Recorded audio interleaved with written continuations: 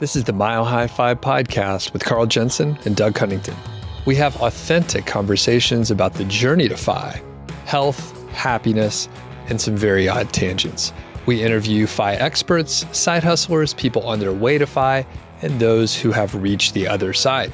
Join us every week, and if you want the show notes and links and all that other stuff, head over to milehighfi.com. Hello, world. Welcome to the Mile High Fi podcast. I am Carl Jensen, and I am here with Doug Cunnington. Doug, what's been happening? I've been a bit elusive, but here we are today. It's been good around here. One sort of, broke my heart earlier this morning. So Georgie is upstairs right now. I had to put her in her crate. The thing is, Georgie is my dog. She's so playful. She just wants to play with us, and she had these squeaky toys. She kept trying to hand them to me and you. She tried to put the toy in your crotch again, which is super hard to train that, but you didn't want that to happen. So I had to put her upstairs. I was a little bit sad, but otherwise, things are great. Yeah, that's awesome. Maybe we could have her on the podcast sometime. I know we've talked about it before. Is there such a thing as a dog cast? There can be. Yeah, I think it's just a matter of us miking her up, which I don't know if we're going to like the sounds that come out of her. But I have some mics that we can clip onto her collar and should be great. Yeah, we could interview her, ask her what her favorite squeaky toy is, what her favorite food is, and all that. It's kind of like the beer for us. It's like whatever squeaky toy is in her mouth at that time, you know. It's pretty flexible. What about you? What's been going on? So we are recording this. What month are we in? We're in March. You lose track after a while. I feel when you first retire, you don't know what time it is. And then after a while, you don't know what day it is. And now I hardly know what month or even year it is. Or maybe I'm just demented in the head. I hope not. But yeah, Doug, we are almost finished up with we are finished up with our rental house. We have someone moving in there on March 30th. He's a friend who wants to test drive Longmont for a couple weeks. And then we have other renters after that moving in mid-April, which is pretty awesome. It'll be nice to be done with that thing and not worry about it. Wow. And so that's just in a couple weeks. So we're recording this March 15th. So you finally have somebody moving in. And how'd you find the person? I found them through our Discord group, actually through the Mr. Money Mustache HQ. We have a Discord group associated with that. Someone on there mentioned that they knew someone looking to move to Longmont, looking for a month-to-month rental, which can kind of be hard to find. We tried to get one when we first moved here. No one would rent us that. And that's the only way I'll rent, by the way. I called this person. We talked on the phone and everything worked out. Made a video of the house for them. They're moving here from the Bay Area. And that's that. Cool. Congrats. Yeah, I was actually listening to an episode that we recorded in December. And you were like, oh, just finishing up the house. And I think you even said, we have like 1 to 2 more weeks left. Do you remember that? I do remember that. It is the long tail. We were pretty much done, but then we added some other stuff to it. And then the roof leaked, and then the furnace broke, and then some other shit happened. The shit hit the furnace fan. So it took a bit longer than we thought it would, but that's always the case, just like a software project. Yeah, it always does. Well, I'm glad that you've completed the project, and now you can move on to retirement. And the thing is, this actually folds in really well with a new sponsor that we have. And I know we were trying to just do donations, but we do have a sponsor. We just want to test drive this kind of stuff, you know. So you have been working on a bunch of house projects, and honestly, Carl, you're the busiest retired person I know. Yeah, I recently renovated my kitchen and really the whole house. I'm redoing the bathroom right now. We're just about done. That'll be the last project. Oh man, I got a quick question since you are pretty qualified. I need to redo the caulk in the shower and around the sink, and it takes forever to cure and harden. Doug, I have the perfect solution for you. I got tired of low-quality builder-grade caulk, so that's why I'm unleashing Carl's Quick Hardening Caulk. You'll never have to wait for your caulk to harden in for hours. Carl's Quick Hardening Caulk is guaranteed to be rock hard in 1,500 milliseconds or less. Wow, that's really fast, Carl. A lot of times it takes a couple hours for my caulk to harden. No, my caulk works super fast. You can get at Home Depot, Lowe's, or okay, this is going downhill quickly, or Adam and Eve for use in the kitchen, bathroom, and of course, the bedroom. Wow. I expect your face is on the bottle there. I hope so. It is. Yeah, my mouth is kind of where the nozzle is. It's fun for the whole family. So of course, there is no Carl's Quick Hardening Cock, at least not that it's advertising on the show. But we do have a Buy Me a Coffee page. So it's kind of like Patreon. There's a little more capability, and we appreciate everyone that has donated, but it does take a little bit of money to run these shows. So we're trying literally to just do donations and not bow to the credit card companies or other companies that may sponsor us. So if you want to check it out, you get a little extra content. You could follow the link in the description and show notes. And yeah, Carl, do you have any thoughts on the Buy Me a Coffee? Yeah, just that with one of the higher levels, we have a t-shirt. We have t-shirts to offer people, which they get when they donate. I am supposed to pick them up today. Actually, I was supposed to pick them up yesterday. So hopefully the t-shirt company is going to come through. They had a 4.7 out of Google. So I'm not quite sure what to do if they don't come through. But that's awesome. I meant to ask you about the t-shirts. Yeah, so there's different levels. So you can join like on a monthly, like consistent membership level, or just do a one-time donation. Either one is fine. There have been a lot more one-time donations coming in, and it's as low as like $5. And if you enjoy the show and you want to support us and keep us from having to work with sponsors, that's the way to do it. So thanks a lot. And if you are interested in Carl's Quick Hardening Cock, whenever you see him, just ask him about it. It comes in large and extra large sizes. All right. So today we have a kind of a popular topic. A lot of people have asked about this in mailbag episodes, and we decided to give it a full discussion today. And that is slow-fi versus coast-fi versus really just sort of traditional fi. So, Carl, is this something that was kind of on your radar like in the early days? Did you know there was some distinction between different methods? No, it pretty much wasn't. There was one kind of fire. You become a tech dude. You make a lot of money. You eat rice and beans. You put the difference away. You take a bike whenever possible or walk, and that's pretty much it. It was very, what's the word I'm looking for? Homogeneous. There wasn't much variability to fire at that point. I want to add to the fire versions of fire that you've also mentioned. We'll also be talking about FartFIRE, which is one I invented. It might not be what you think. Okay. So stay tuned for that. I hope it's not what I think, because it sounds... How do you spell that? Is it PH? No, it is actually FART. Okay, just like it sounds. Yeah. Okay. Just like it sounds. We'll get to that one. And we've actually talked about this quite a lot, but can you give a quick overview of your journey of Fi, like whatever the 2-minute version? And you took pretty much the traditional route. You had the early start because you're a tech bro and you did software.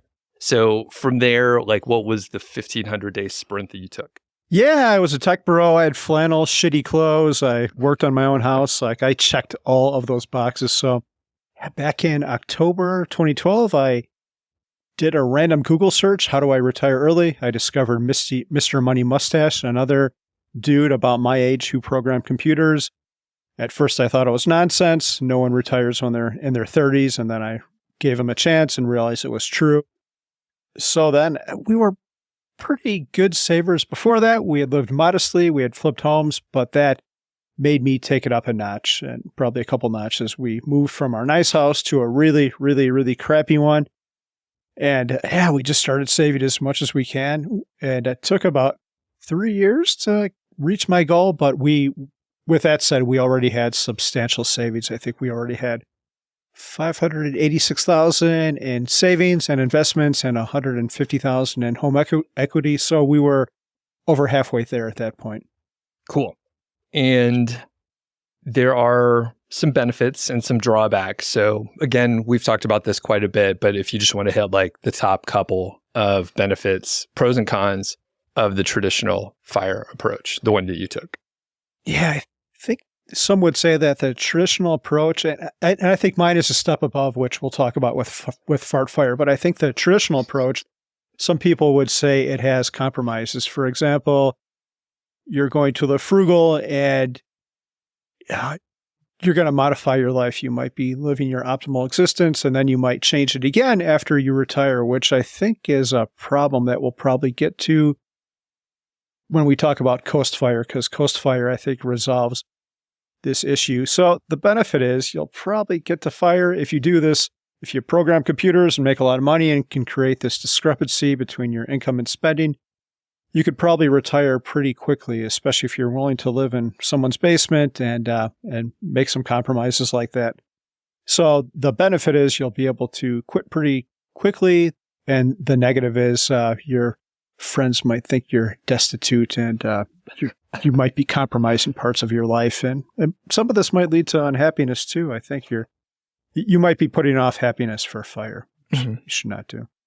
And I think, to that point, you're like not developing the skills that you need when you're not working because you're spending all your time working. Yeah. So you'll have to figure it out, and you'll have plenty of time, but it may be a bit more of a struggle because like you can't distract yourself with work anymore. Yeah, Doug, that is such a great point.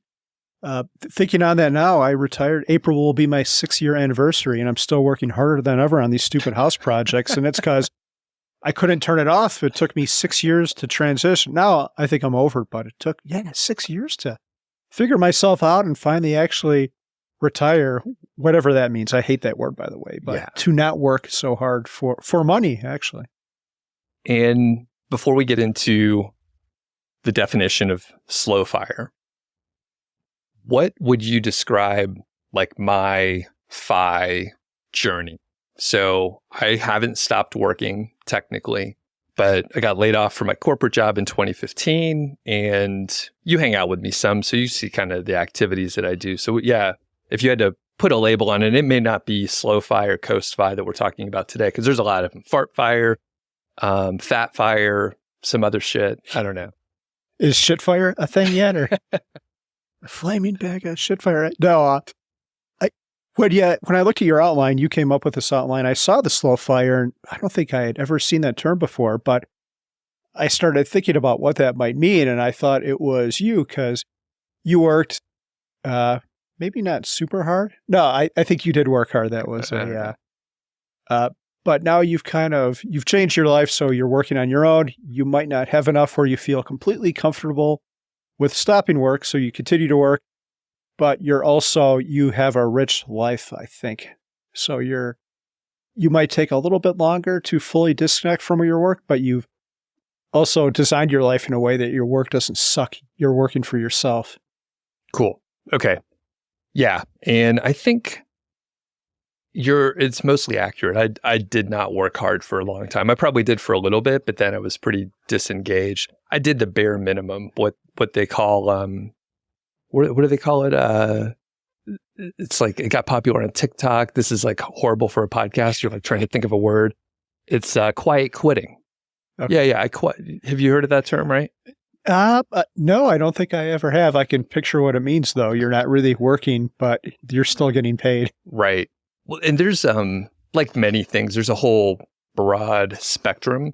So some people are saying like, it's, you're not doing what you're supposed to and you're still getting paid, kind of like that's the bare minimum, or the worst scenario of that. But quiet quitting could also mean like doing the bare minimum of your job and not doing anything to get ahead and just checking the boxes, which to me, that's exactly what you're supposed to do if you don't give a fuck, right?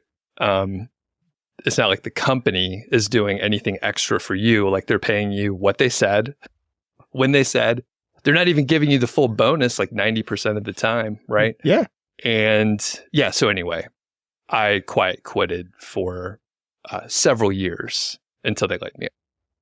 And why did you do that? Were you unhappy with your job, or you just had other stuff you wanted to do in your life, or you just didn't have, I hate to say this way because it sounds kind of like judgmental, like I'm calling you lazy, but I'll go ahead and say you didn't have the ambition to rise up through the corporate ranks. Like I know someone who did something similar to what you did And this guy was like, yeah, I want to make partner and all this. And you worked a shit ton of hours to do that, which you have to do. And then you got to work hard once you do that too. You got to get business. So what was Sure. your reason for quiet quitting or just checking the boxes? Yeah. So at first I did try, but then you find out that it's not usually your promotions and stuff it's not based on performance or merit. It's like more politics and marketing within the company. So I did figure that out and made it to a certain level. And then it's talked about in like the 4-hour work week and other places, but it's like the corner office test. So you think, do I want to be in that corner office in 10 years? Does that person look happy? Do I want to be doing what they are doing? Blah, blah, blah. It was very clearly, no, I don't want to be doing that. So at that point, I like disengaged, started working on my own side hustle stuff.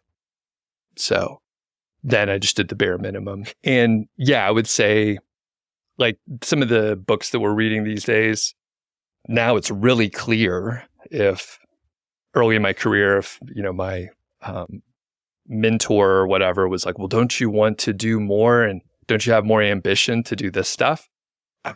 I would think, no, I don't want more responsibility. Like the amount of time that I would have to work to get a marginal bonus or increase in income, it just doesn't add up. So I would definitely say, not really. And then, depending on the company, they would say, oh, okay, like we're going to have to let you go. Depends on the company. Turns out you need those cogs to like do the work. That said, when they laid me off, I was a really high performer, but I was also like a squeaky wheel because I was like challenging my managers and stuff like that. Yeah. They don't like that. Doug, I've said this before, and I'm like halfway serious about this. I think we should write like an anti-productivity book. Like the cover could be one of us is sleeping and like there's a computer screen where you're supposed to be working, like your boss is on a Zoom call and you have a cardboard cutout of yourself in front of it. But yeah, how to get through life with minimal effort and live your best life. I think we could work on an outline. There's a whole movement for like anti-productivity as well. Really? Okay. Yeah. There's a few books out there. So we actually could do it. It's a delicate balance, though. We're both probably too lazy to actually write the book, so I don't know how we make this happen. Yeah. The thing is, once I get excited about something, like I will work really hard on it. And we have an upcoming episode where I'm actually like re-interested in something new. And I'm like doing a little bit more work because of it. So, okay. So you asked me some questions about my FIRE journey. When did you discover FIRE, and was your life different before and after? Like, were you a saver like me beforehand, or what changes did you make? So I think technically I probably heard an interview with Mr. Money Mustache in, I would say 2015 or so. It was an entrepreneurship type podcast, but they followed him. So I think I was kind of exposed in 2015. Didn't really think too much of it because I was still working and I was trying to grow my business. Then in 2017, I heard Pete on the Tim Ferriss podcast, and that really sort of got my attention. So 2015, I really didn't change too much. I was not saving a huge amount, but I was like, we were saving some. And in 2014, like by then we had fired our previous financial advisors, starting investing a little bit more seriously in tracking our net worth. So we really didn't shift too much either in 2015 or 2017. We just kind of were investing based on some FIRE principles and then just, kept our head down and kept working, basically. So we didn't shift a whole lot. We were already kind of trimming, and I could spend some money. Like I don't mind spending some money. So it took a little bit of a mindset shift to just like let a couple things go. Not a big deal though. Okay. Yeah. So did it cause any change in the way you thought, or I guess like your life didn't change much, which is pretty good, but yeah, did it make you happier for the future, or did it? Yeah. Like, had you planned to do this side hustle thing for the next 2 decades, and then you read this, and now I can stop in like 5 or 10 years if I want to? I definitely, it definitely changed my mindset. And I did think, hey, I could probably do this for like 5 more years and then we'll hit a FIRE number, right? So again, a lot of definitions for FIRE and the threshold and how you calculate expenses and a few other things. But I was like, there's no way that I'll be working like a normal number of years. I'll be stopping fairly soon. So it took us a little while to like get closer to the same page. And I mean, one thing you mentioned earlier, I'm still working now. I mean, to me, I'm fine. Like we could stop working now. But my wife is far more conservative and she wants like a 101% guarantee that she won't have to work again. But I kind of like doing stuff. So I will I'd be okay. I think Costco is they're hiring right now. They have benefits, right? I like Costco. You keep telling me about those fucking hot dogs, and I could walk over there. So the thing is, like, I think we're fine at this point, and probably for like the last few years. But like, there are some unexpected things, right? So we have all this inflation right now, and there are, maybe a recession. Who knows how long it's going to last? So anyway, I'm a little more risk tolerant than my wife. Sure. So is slow FI just a variation of normal FIRE where you're okay with taking a little bit longer to retire? You're not on the death march to get it done at 40 or 35 or something like that. You're okay with stretching it out. Yeah. So let's do the proper definition here. And this is per the FIoneers. We'll link to them. And we've interviewed Jess before. So I'm pretty sure they coined the term. I think that's correct. Do you know otherwise? I have no idea. I thought they were responsible for COSFI, but I can't verify that either. Okay. Maybe both of them. Who knows? We'll link up to the FIoneers. They're great. Okay. When someone utilizes the incremental financial freedom they gain along the journey to financial independence to live happier and healthier lives, do better work, and build strong relationships. So I think that's very clear, very concise. Do you have anything to add to that, Carl? I don't think so. That's, well done. Cool. Yeah. So we'll link up. And I think, we've kind of been highlighting some of those ideas, but the big part, as it says right there in the name, it's a little bit slower. So you don't have to be in a hurry. So the trade-off, I think, is it's just going to take you longer to reach that financial freedom number, however it is that you calculate it. But in the subtext of what we've been talking about, there's some huge advantages. So let's, maybe you could imagine, Carl, how it would have worked out for you if you took like a quote, slow FI approach. Yeah, one unexpected thing is I probably would have, I stayed at a job I didn't like because it paid pretty well. If I would have embraced slow FI, I could have quit that job and found something I really would have enjoyed in the same field, but just less stressful. So that's one thing. And probably just not done all these crazy house projects, especially with kids. It was very, very difficult to do. There was never enough time. There still isn't enough time. What was your question, Doug?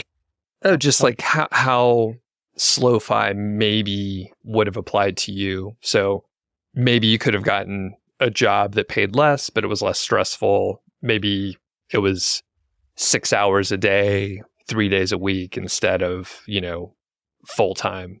Yeah, even just a full-time job that paid less, that would have been more enjoyable. I actually liked the work of software development. I thought it was great.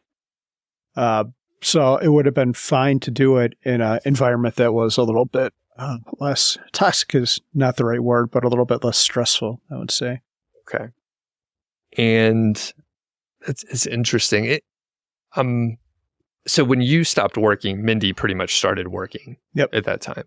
So from the spouse relationship or whatever, do you think that would have made much of a difference? Or what would Mindy think of like the slower version? Yeah, she would have definitely approved of it. We had never planned for her to go back to work, which is a whole other topic. But yeah, she knew I was unhappy at my job, and I still stayed there for years despite that. So I'm sure she would have encouraged it, and she would have been fine with me leaving altogether and just stopping work. Had we known she was going back, I probably would have done that, even though we hadn't met our number either. But Right. that was a pleasant surprise. We recently interviewed Justin, so we'll link up to that episode, but he got laid off, and then basically he took like a year sabbatical or so and just kind of chilled out, had a nice time. And I think, that's one thing. If you have strategically set things up and you're like on the way to FI, maybe you were kind of in a hurry, but like if you got laid off, for example, maybe you would have been okay with just saying, fuck it, I'm going to chill out for a little while. Turns out you had other shit to do, right? You would have worked on a house more, right? Yeah, I'm sure I would have. Yeah. So that brings up an interesting point. I was listening to a podcast and they were talking about inflation and how one of the sources of it is a lot of people got laid off or lost their jobs during COVID, and then they realized they didn't have, or they had enough money, so they just never returned to the workforce. And this skewed towards older folks. But what if everyone had the option, say at age 30 or 40, to take a year off? Your job is just said, hey, I'm going to give you a year off with full pay. You can return to your normal job. I wonder how that would change people's thinking. I wonder what percentage of people would think differently about their job after that, or how many people would conversely would go out of their minds because that's all they know. Yeah. That's a great question. And then, you're saying, hey, what if the employer like removed all the risk and sort of consequence? But then if you step away and you think about maybe, right, let's say someone's like our age, right, like mid 40s. I'll lump you into that. I know you're a little beyond it, but I'll lump you in there. So mid 40s, and let's say we've saved up a good chunk, let's say $500,000 or something. And we could be laid off and then not get another job and just chill out, which again, that's exactly what happened to Justin, right? So you could just take the time off. It's not sponsored by the employer. You're sponsoring it yourself. You're just like, fuck it, I'm taking a sabbatical now. It's like a mid-career break, whatever. And I think you're right. Some people would just be like, I'm not going to go back. That was stupid. Like, there's so much stress. I was talking about the internal company politics and how silly it was. And they're like, come on, just work a little harder. Don't you want this 8% raise instead of, or 8% bonus instead of a 6% bonus? It's like, who gives a fuck? Like, that is very dumb for me to work an extra 20% harder each week to get such a small raise. Like, when you really put the math on it, it's so laughable. Yeah. And most of the time, once I figured out how to get promoted, you just write your own performance review because your boss is too lazy to do it. And then you're like, hey, I wrote a draft for you. Want to use that? Yeah, of course they do. That could be a chapter in our upcoming book, Doug. Yeah. It's great. That, and they're like, oh yeah, keep a spreadsheet of all the stuff you've done. Yeah, that's super easy. Just like write that down. Yeah, very easy. So I like it. We can make this happen. Okay. So any disadvantages to slow-fi that you could think of? If you really don't like your job, maybe you're postponing your misery.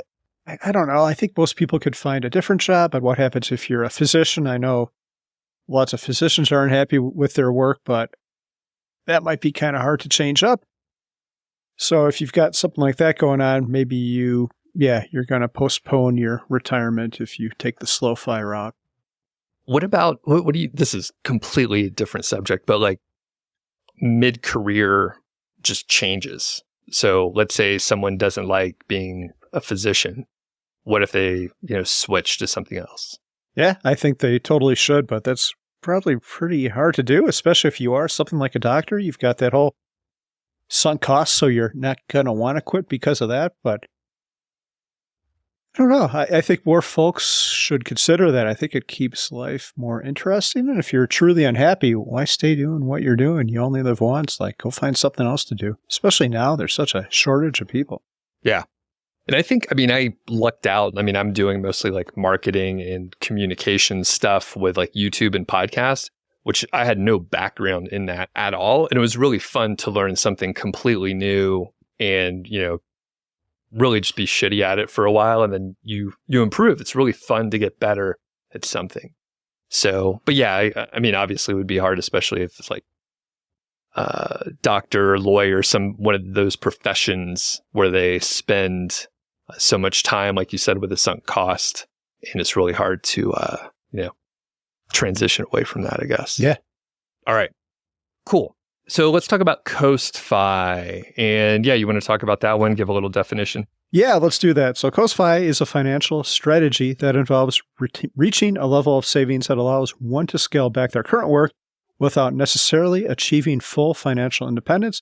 The idea is to reduce stress and find a healthier work-life balance while still earning some income, either through a part-time job, a side hustle, or passive income streams. And they don't say this in here. I'm curious to see what you think. When I think about CoastFi, the thought I've had is you're going to save a big chunk of money. Like, I don't know, if your goal is $1 million, you might save like $500,000, and you're not going to touch that. You're going to earn just enough money to cover your day-to-day living expenses and then let that initial egg grow. Is that how you thought of it, Doug?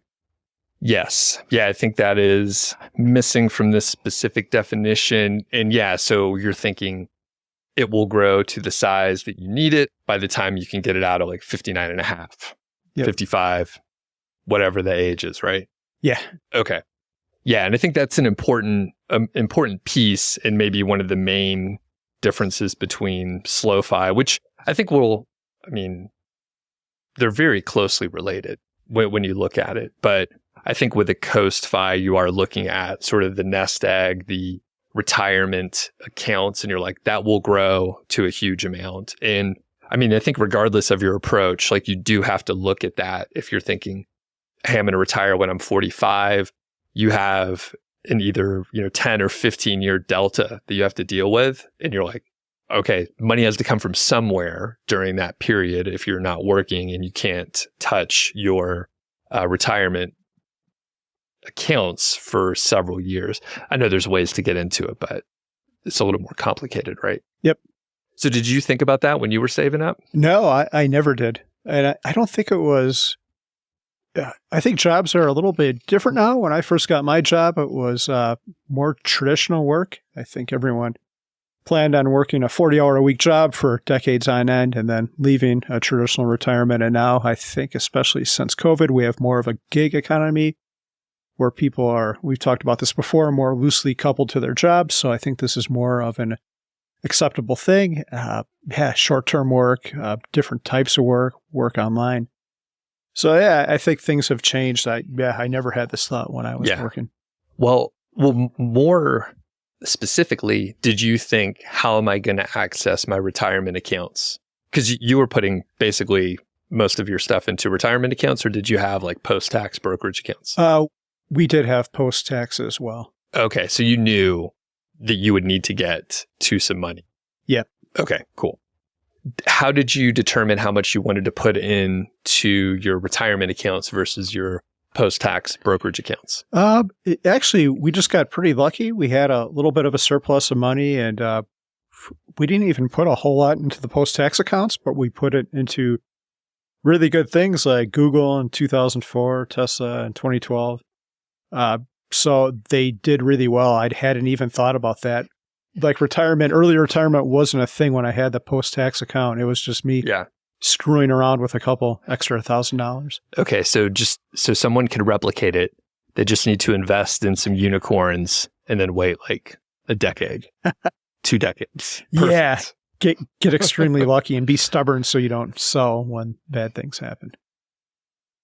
We can't go too deep into this, but what would you, if you had to suggest as entertainment only, not as financial advice, how much someone should put into their post-tax brokerage account to access before the retirement accounts versus the retirement accounts? How would you think about that? It depends how well paid you are. If you're pretty well paid, I would put every cent into the pre-tax account, because then you're taking a big chunk off your tax hit. And there are ways to access that. As you alluded to a couple minutes ago, you have to do some planning, and it's not necessarily super easy, but it's perfectly legal.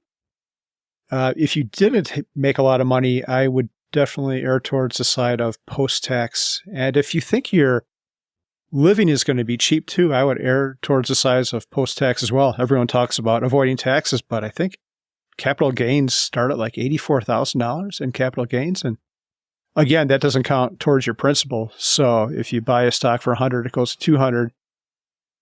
You could still sell a lot and not pay any capital gains whatsoever. So I think that is probably underrated. Okay, cool.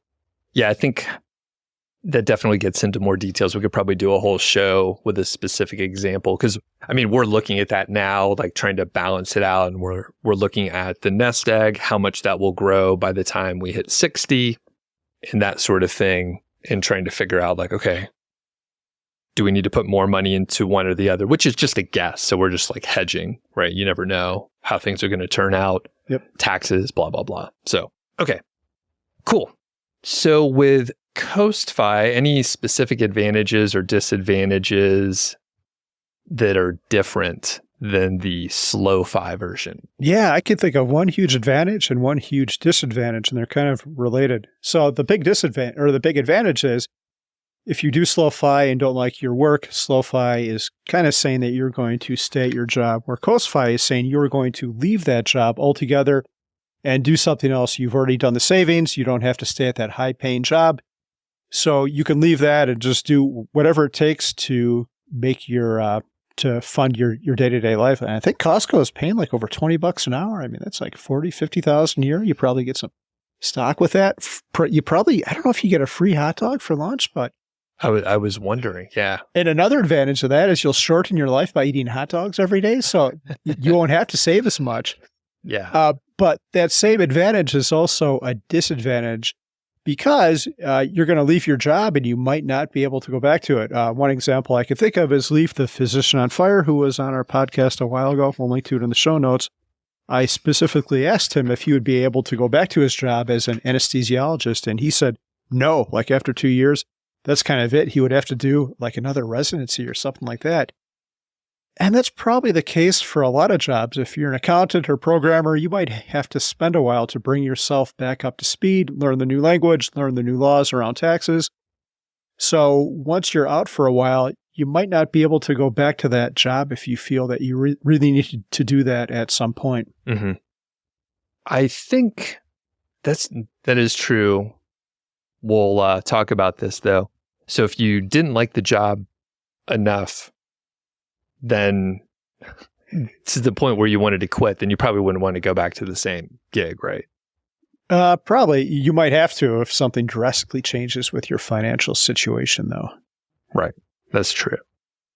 On the other hand, there are always supporting roles, right? So he may not be able to go back to the same role, but maybe he's a great writer, he's a great communicator, right? So Leaf could get a job writing or doing something related to his old industry based on new skills that he's gained, or at least like honed them over time. So that is a good point. If the shit hit the fan and you had to go back, then maybe some careers wouldn't have that option. Yeah. So in general, I think people undervalue and underestimate themselves too. If you're smart enough to save all this money or you worked hard enough, you can probably figure some shit out. It's going to be okay. It drives me nuts. And I see this in myself, like how scared I was about the money situation and how conservative I was. And I think, not financial advice, especially this statement, but I think most people should err on the side of a little bit being more risky. And that all comes down to optimism and being optimistic about the future and knowing that things are going to be okay. Yeah. Like you said, if you figured out how to save a good chunk of money, like you probably can figure something else out too. Yeah. I think so. All right. So we could go on and on with the CoastFi, but one thing that I will mention is we'll have Jess back on to talk about CoastFi, SlowFi. If you have questions out there, please leave a comment or shoot us an email, Doug@milehighfi.com or Carl@milehighfi.com. And we see them both. It goes to one inbox, which we share. So you can't like tell one of us secrets. You have to find another email address. Then you can tell us secrets. Or on Twitter. You're on Twitter, right? Yes. You like that? Okay, cool. So let's let's move on if you're ready for FartFIRE. Yeah, let's do it. Let's do FartFIRE. Okay, so this is something that you made up, and you told me, I think you were on a bus and you actually had to fart, and that's how you came up with the idea. Is that true, or is that? No, that's actually a different story. Yeah, that was that's different. We won't get into that. That'll be for the After Dark podcast. But no, fart actually means speed in Swedish. So when I first discovered fire, I'm like, geez, I need to get there as soon as possible. So we sold our nice house. We bought this really crappy one. I still had a full-time job, so I was working like 40 or 50 hours on this house, 40 or 50 hours at my job, and then I had kids too, like young kids who I wanted to spend as much time with as possible, their formative years and all that. So, and they've since changed, but at that time, they would wake up like at 5 or 6 in the morning. So I'd be getting up like at 4 in the morning to try to work quietly to get something done so I can spend some time with them before I had to go to my real job. And it was a miserable experience. I don't know if, I would do it differently if I had to do it over again. But in this case, FartFIRE means just getting to fire as soon as possible, doing everything it takes to get to fire. Can you think of a time where that is the best option for someone? I think if you really, really dislike your job and maybe you've got an intense job, like maybe you're a doctor and you could get there really fast if you just stick around there for another couple of years. Like you're making $500,000 a year and I could just stick it out, but I'm going to try to live really cheap. I'm single. I can rent a room in someone's house and bike to work and still take this car. So I think it is applicable to some people, but probably not many. I don't think you should do it because you're postponing happiness too. You're staying in a situation that you're not happy with to get a bunch of money to make you happy. So why are you postponing your happiness for something? It's ridiculous. It just doesn't make any sense. Yeah. And I mean, just so we don't agree with each other, to make this slightly more interesting. Yeah. And even in that case, I think the person would be better off making whatever, 80K, doing something they enjoy, and then they don't have to quit, right? Like it changes everything. Like, of course, maybe that person has like huge student loan debt or something like that from going to medical school, which I mean, brings us to maybe don't be a doctor.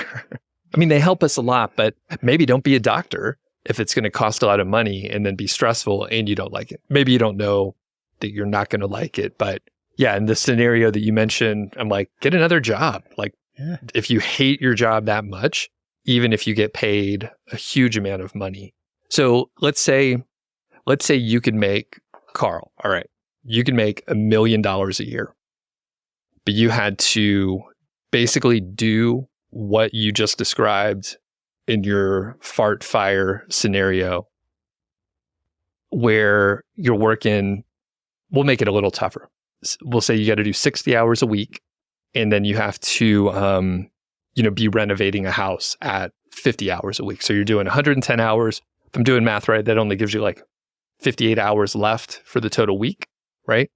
And would you do it? $1 million a year. You don't need the money. No, definitely not now. If I had no kids and was like 25 and had nothing else going on, yeah, I think I would just make a huge amount of money and then you're kind of set after that 1 year. All right. How about $3 million a year right now? 3 million? Yeah, no, I don't think so. Like,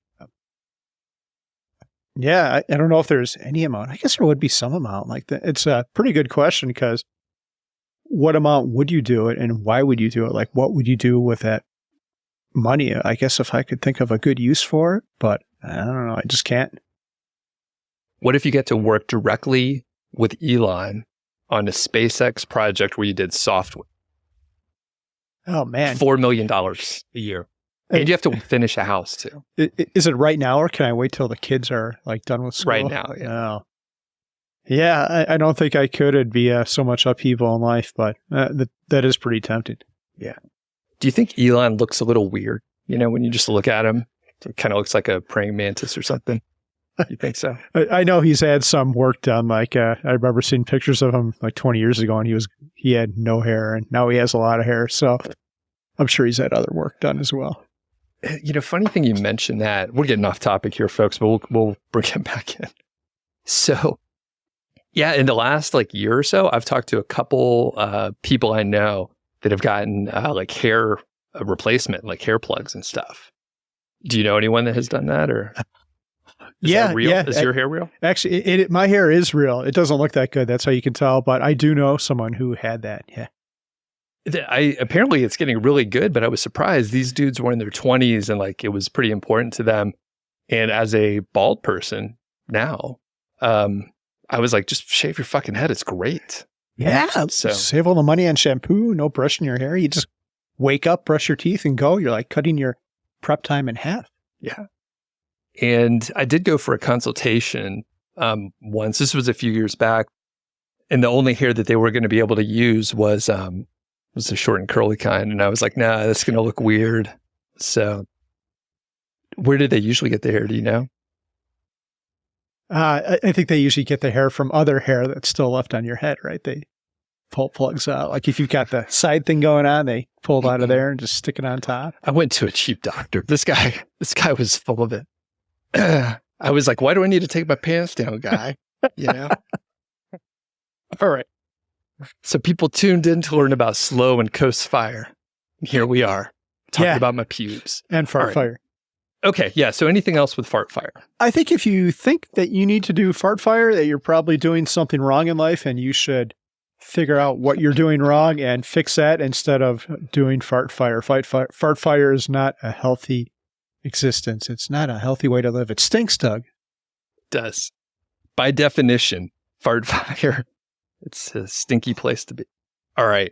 And I think, I mean, throughout our 100 and whatever shows, like we have, I think, really kind of pushed and been proponents of like coast or slow fire, just really kind of taking your time and trying to figure out how to be happy while doing something productive. I think like that's the overarching thing. Like you have maybe been overproductive based on your own assessments of like renovating homes, maybe being a little busier than you like, but you're doing something productive and you get a lot out of it. You're learning, you're challenged, you're interacting with new people. So there's certainly like some value in that. And it's just, you know, a matter of figuring out like the right ratio of work and productivity, earnings, and not working, which is, I mean, really about happiness, not working. It's about figuring out what you like to do. So any other thoughts, Carl? How do you want to wrap it up? Yeah, I think that's great. I think, all these versions of fire, I think what it all comes down to is you should forget all of them and just focus on happiness and try to find a way to reconcile your life with that. If you don't like your work, find work that you really enjoy. At the same time, try to be sensible and frugal with your money so you can save up a little bit. Even if you love your job might not always love you. So it's good to have that backstop. You never know what life is going to throw at you. But yeah, this whole thing is really about happiness. So you should be trying to be optimizing for that. Awesome. Carl, it's been fun. And we'll catch up with you on the next episode. We're actually going to do like a little mini update since we haven't seen each other in a couple weeks. So be sure to tune in for that, folks. Yeah, I think we're going to have a caulk giveaway too. I'll show it to you after we're done recording here.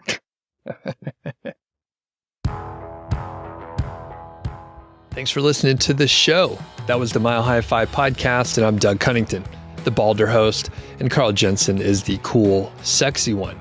If you dig the show, please do 3 things for us. Number 1, tell a friend, a family member, an enemy about the show. We really don't care who you tell. Maybe forward them a specific show that you know that they will like. It's the single most helpful thing that you can do to spread the word. It's like giving us a virtual high five, and actually we don't give high fives in person, so the virtual kind's pretty good. And more importantly, your friend or family member or even your enemy will appreciate the fact that you were thinking of them.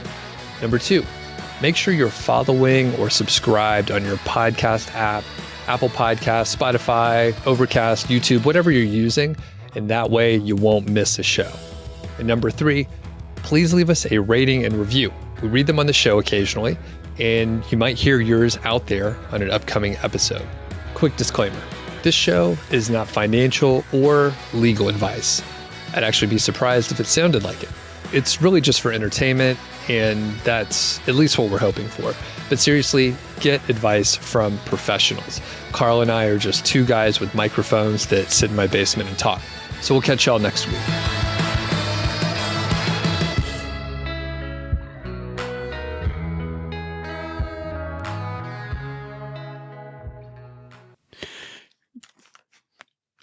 Doug, how's it going? Good. Yeah, we haven't recorded in a little while, and usually I do the sound check, but yeah, I just realized we're both like deer in headlights there. Yeah, you pointed at me. Usually you start the sound check, so I was a little bit confused, which isn't that difficult to do. But Doug, I have some exciting news in my life. This is one of the things I've been encouraged to do for years that I never did, and then I finally did it. And that is, I signed up for TSA PreCheck. Oh man, have you flown yet? Well, I have not. I almost got to use it. So I went to the airport, and my kid was flying alone. So I'm like, oh, this is great. I walked into the airport. I see the long line and the normal line, and then I'm like, oh, this is going to be awesome. I don't have to deal with any of that shit. This is great. So then I go to check her in, and her thing has PreCheck. I'm like, can I get the companion pass so I can take her to the gate? And mine comes out, and it doesn't say PreCheck. So I'm like, hey, you know what? I've actually got the PreCheck too. I've got my number right here. They're like, well, if you're just escorting to the gate, you can't use your PreCheck. You have to go through the normal line, even though we know you have it. I'm like, oh, my God. So, yeah, I don't know what the deal is with that shit, but joke's on me. So I have not experienced it yet, but Okay. hopefully this Friday. I'm so excited for it. I don't even know why I was telling Mindy, I'm like, we got to get to the airport early for this, which is kind of anti-PreCheck. Yeah. The whole purpose of it is so you can get a couple more minutes back of your life, not at the airport. It's ridiculous. Like you'll just like march through, and yeah, you'll never want to go back. It's so cheap to buy that like extra time at the airport, or like less stress really. Yeah. So very cool. And I remember this. So you went to the airport and you found this cool like lounge area at Denver International, right? Lounge area at Denver International. I'm not like at the end of the concourse. Oh, that, yes. Denver International Airport has an outside area at the end of each of the concourses. In the A and B terminal, it is on the western side, which is super cool. If you're there at sunset, you can see the sun going over the mountains, which is what time I happen to be there at. And on the C concourse, it's on the east side, so you're basically looking at Kansas when you're on that side. So not quite as cool, not to piss off any Kansas listeners. Kansas is awesome, all two of you who might be listening.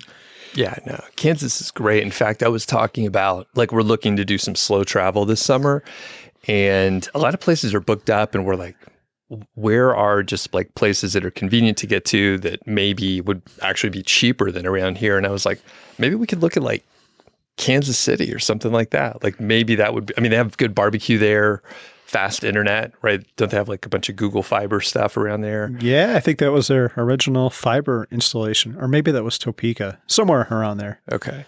Yes. So Kansas could be great. I've driven through. It's actually an enjoyable drive to me now that I've like done it a few times. First time you're like, this is boring as shit. But now I kind of like it. Yeah. It's funny you mentioned Kansas City because we are planning on going there in September too. I'd like to see a Guns N' Roses show, and that turns out to be the only show I can make. There is not one in Denver. All the others, the timing just doesn't work out. So yeah, I think we're going to drive there, see GNR on Saturday night, and come back. So yeah. Wow, that's pretty cool. Get some barbecue. Yeah. Have you seen Guns N' Roses before? I have not. It's probably my favorite band of all time, and I have not seen them. So it should be interesting. Hopefully Axl still has his voice after all this time, and he doesn't pull any shenanigans, but I think he's kind of over that, right? I guess so. I don't know. How old is he now? He's got to be like mid-50s or whatever. I don't know. 50 in biological age, but who knows how much. Yeah. And I'm sure he's got some miles on his body. Yeah. And speaking of miles, I think I told you I saw Miles Kennedy and Slash. So Miles Kennedy he's an awesome guitarist, but he's a great vocalist. I think better than Axl, to be honest with you. So you've listened to some of his stuff, right? Yeah, he is great. So I started listening to him, and I actually pinged you from the health club because I was asking you if they did a certain song at their show. I didn't realize that they did Guns N' Roses material when they performed. Yeah, there's quite a bit. So if you like look on YouTube in your copious amounts of free time, you could find like a bunch of great songs. And yeah, Miles is professional, shows up on time, didn't break up the band, all that kind of stuff. So Yeah, nice. cool.